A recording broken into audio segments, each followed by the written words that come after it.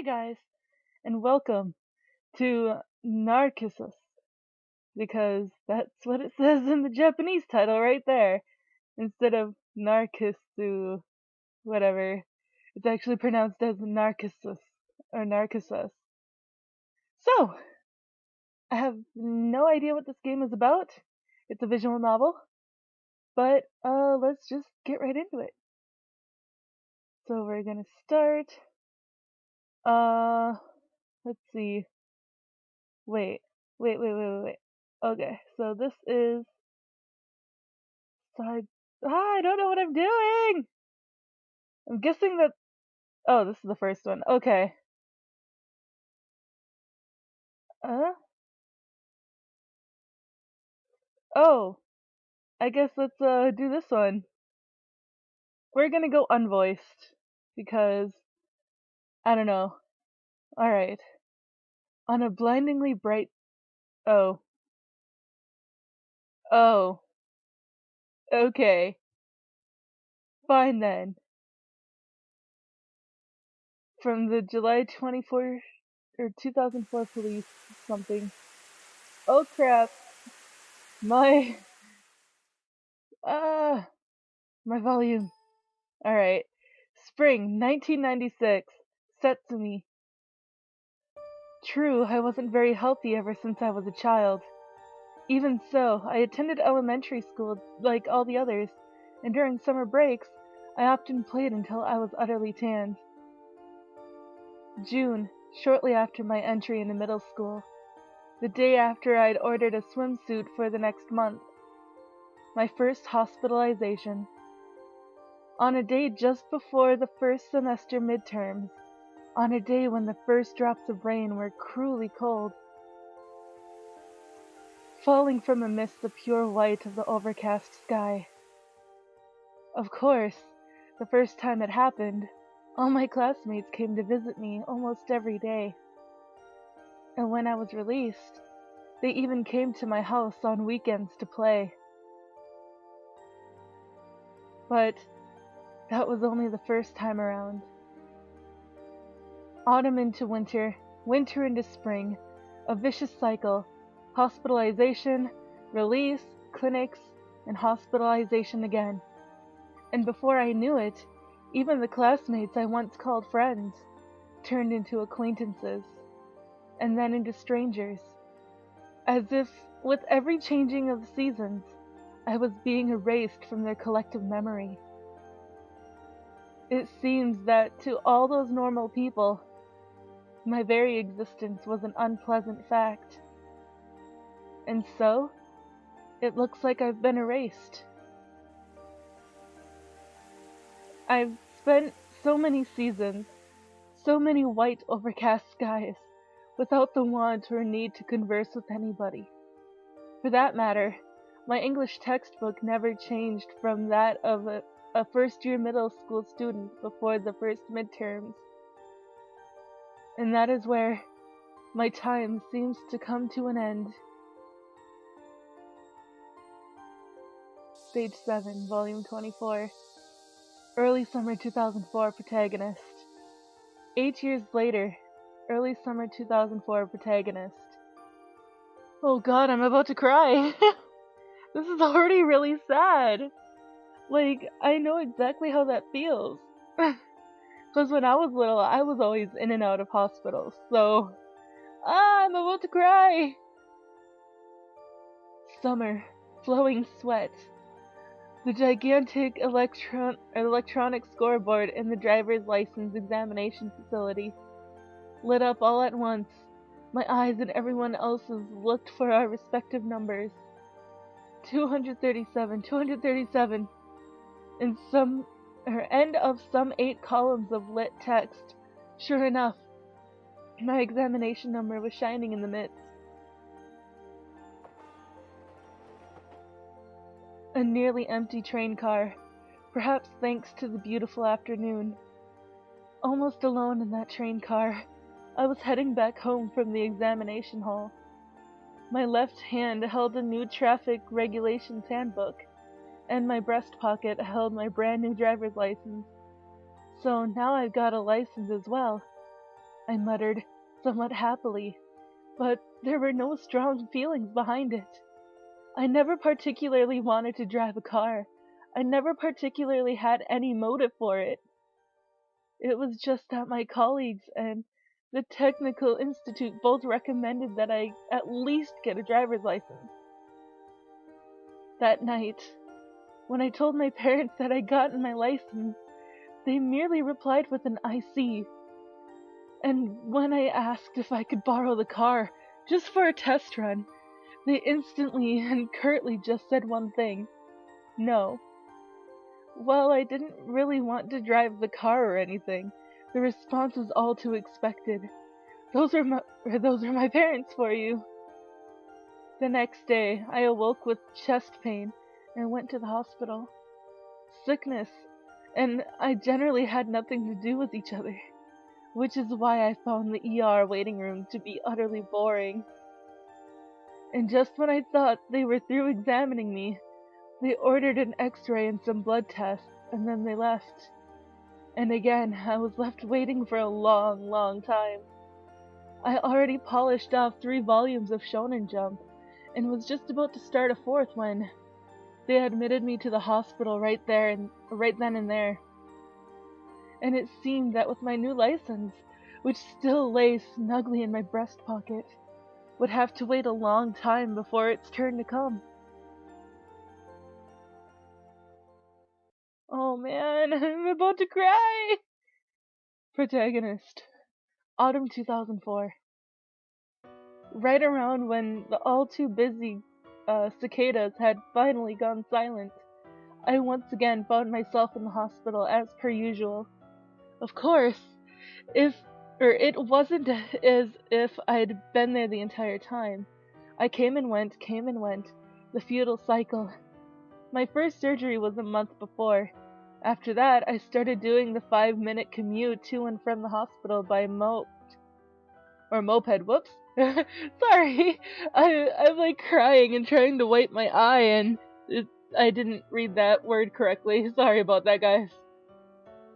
And from then on, I was hospitalized, discharged, ordered to clinic, and hospitalized again and again and again.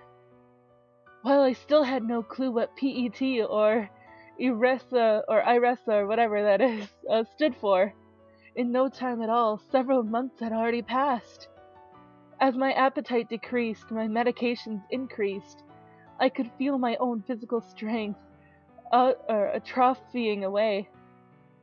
I kept imagining that my legs were getting thinner, but the needle of the weight scale rudely informed me, it's not just your imagination. And yet I kept looking on at myself with detached interest, as if it were happening to somebody else entirely, as if I were looking at a screen on... Oh my god, I'm crying! Sorry! Oh god. As if I were looking at a screen on TV or the like. My mind could not grasp what had so suddenly happened to my body. Oh god, I'm so sorry, guys.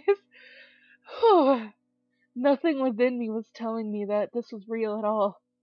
And that's why, even though it was all happening to me, I kept looking on as if it were happening to someone far away.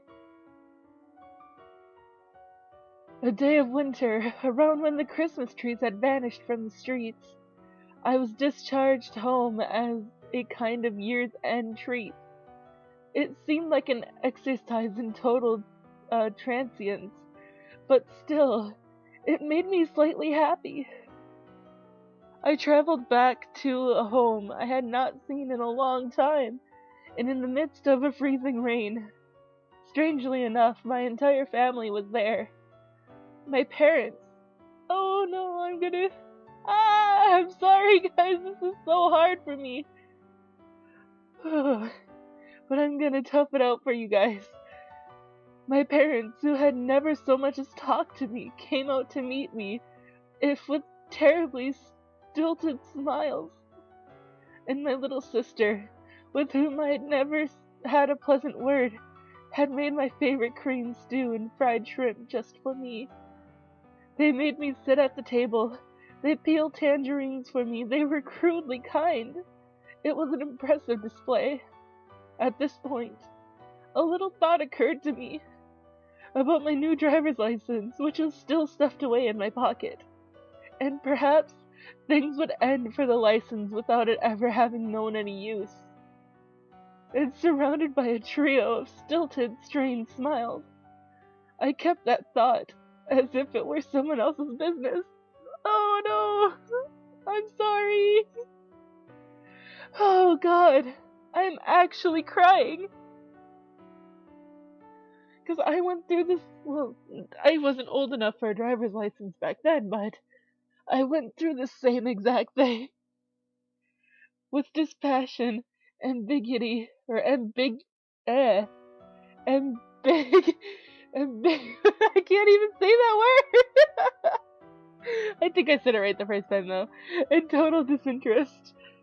Oh God. Ah, my eye! The tears hurt! Protagonist, January 2005.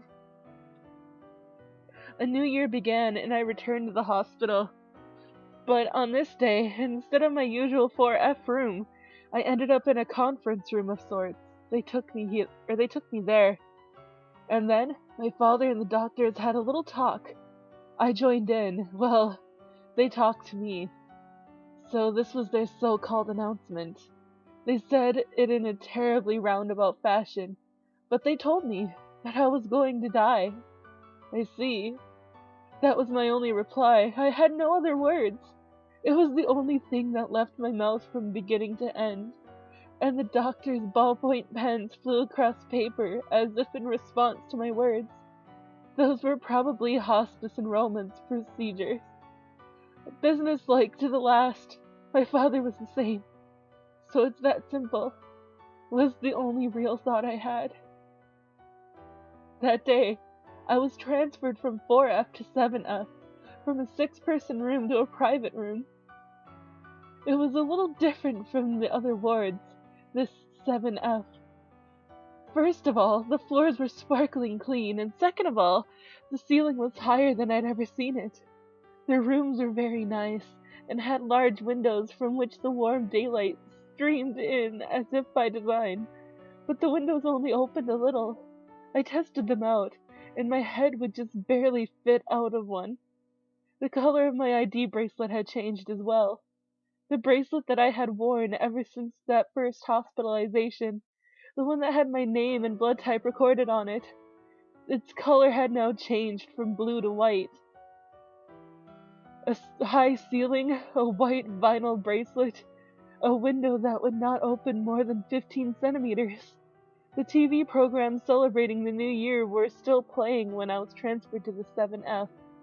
And it was at the dawn of that very year that I met her for the first time. Oh my God, and that was only the intro! Holy fuck! Oh my God, that was really hard for me! Ugh. Winter 2005, 7F. There was this place kind of like a lounge at one side of the corridor across from the nurse's station. This generally deserted place held a few couches and chairs, as well as a large TV. Stupid programs commemorating the new year were still being broadcast on that 28-inch screen. And there was a girl who looked absolutely bored watching that absolutely boring TV. Short, in pink pajamas, a white bracelet on her wrist just like mine. Impressively long hair that almost reached down to her hips. Hey, do you find that interesting? There was no deep purpose in the asking. Simply I had nothing else to do, so I started talking to her. Not really, was her only reply to me. She didn't turn to face me at all, as she kept looking on with boredom at that TV as if I didn't even exist. Then don't watch it.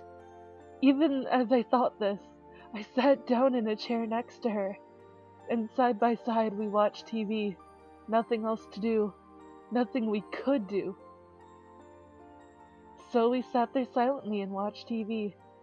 New Year's celebration programs as per usual, a useless array of comedians and oddities, and every so often the MC's stupid, shrill laughter, resounding dryly in this white, sun-drenched lounge. Say, tell me. Oh, that was the girl. Whoops. Alright, let me try that again. Say, tell me. The girl suddenly started talking to me, but her eyes were as always, glued to the TV screen. How many times is it for you now? What do you mean by that? How many times have you come here? To 7F. Sorry, I have no clue what you're talking about. I see. So it's your first time then? So she'd seen my confusion about her question and come to the right conclusion. Then, since there's no one else around, and since it's my duty... Duty? There's this rule. Nodding slightly, she explained that the rule was that someone here, 7F, should tell newcomers the truth. I knew nothing, I understood even less. And as if I did not even exist, she slowly started her speech. Then listen closely. Her words, spoken methodically, one by one, were a little different from all the ones I'd heard from the doctors about this place. In their business-like, crisp syntaxes, they told me, this is a place where one awaits for medical advances. This is the place where one heals one's heart, and perhaps they might even been correct in a general sense. But according to this girl, that was just the party line. In truth, was that the 7F was the only place in the hospital where medical treatments did not take place. This was just a place where you waited for your life to come to an end. Those were her words to me. Oh no, I'm crying again. I thought so as well. I had felt it even before she'd spoken. See, this is my second time. Second time doing what? Coming here? And then she explained to me that nobody on 7F stayed here from initial hospitalization all the way until death. While there was zero possibility of being cured, you were sent home if your condition was stable. But if it worsened again, you would be returned here. That cycle ended only in death. Whether it was at home or here on 7F, always one of the two, you were going to die. No way to escape it seemed.